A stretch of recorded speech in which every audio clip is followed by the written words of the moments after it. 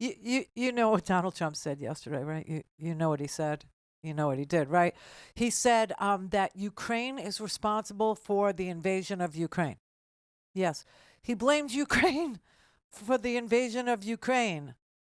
And you should not be shocked that this man, that some people think is the best president ever, is blaming Ukraine for its invasion of Ukraine because this same man is blaming the Palestinians for living in Palestine. So, strap in, everybody, prepare, because as Steve Bannon likes to say, all hell is going to break loose.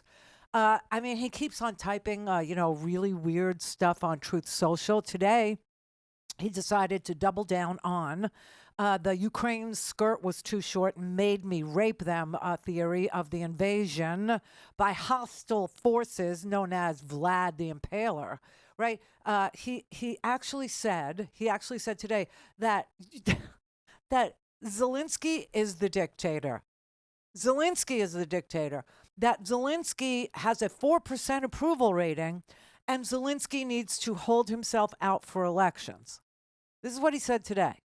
However, Zelensky is not a dictator. He is a democratically elected president, and his approval rating is over 50% and has been.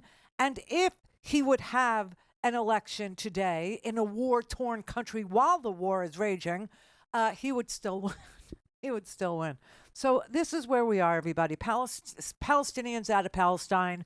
He wants to develop it. It could be, Atlantic City all over again.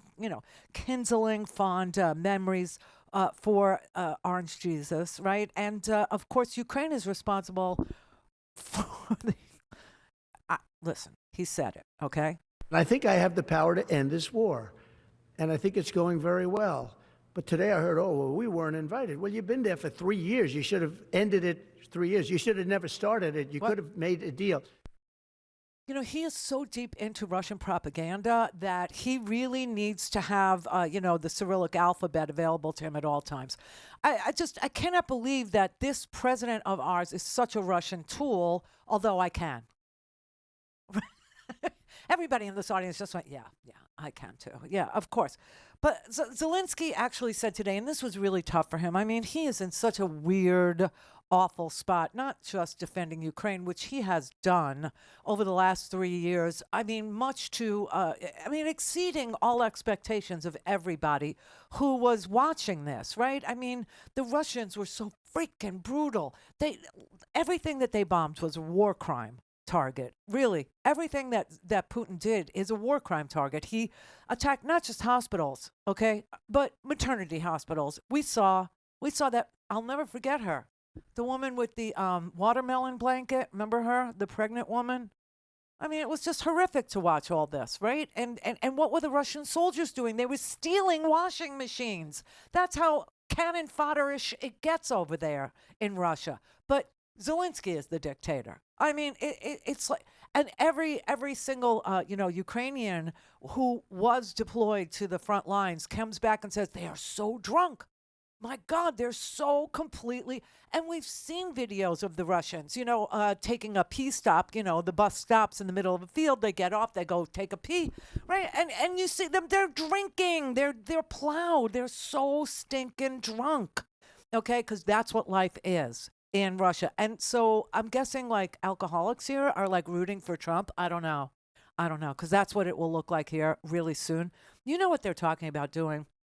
And I went back and looked because back in 2023 or before that, the people who were doing the math on, how Donald Trump was going to pay for his tax cuts were saying how much government had to be cut in order for Donald Trump to make good on his claim that the tax cuts would pay for themselves, which of course they did not. And they added trillions of dollars to our debt. And then the interest payments added another $1 trillion to our debt.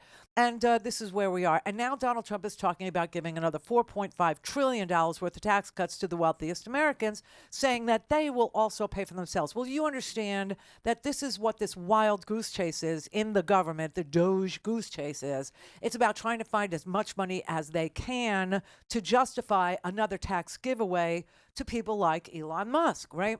And others, billionaires and people who make more than, $400,000 a year, etc.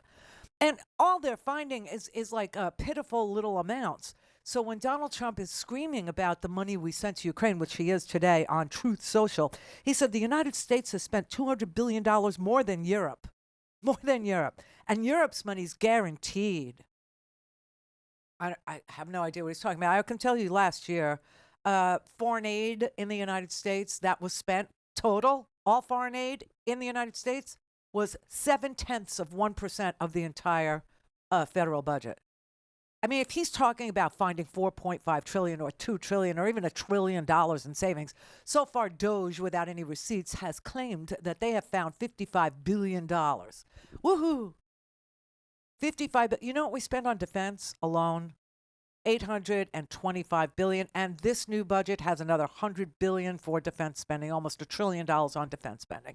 Okay, so this garbage in, garbage out thing that Elon Musk has got going on, and Donald Trump repeating over and over again, it isn't going to work. That's all you need to know. It's not going to work. And so why are they doing it? Well, they're not doing it to cut the deficit. They're not doing it because they're talking about adding $4.5 trillion to the deficit. So that's a lie. So it must be a business opportunity for Elon Musk. Oh, that's right, it is. It is.